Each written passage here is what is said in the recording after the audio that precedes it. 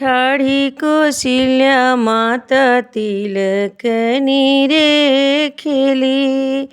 ठाढ़ी कौशल्या माता तिलकनी रे खेली।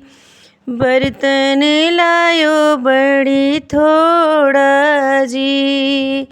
बर्तन लायो बड़ी थोड़ा जी। ऐसन पीताम्बर हम पंडित जी के दिहली हो।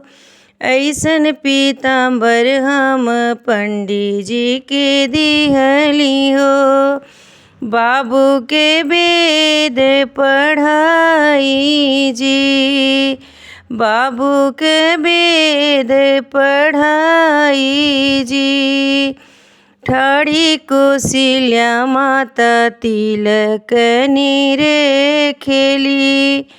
बर्तन लायो बड़ी थोड़ा जी। बर्तन लायो बड़ी थोड़ा जी। ऐसन बर्तन हम धोबिया के दिहली हो। ऐसन बर्तन हम धोबिया के दिहली हो। बाबू के वस्त्र धोआई जी।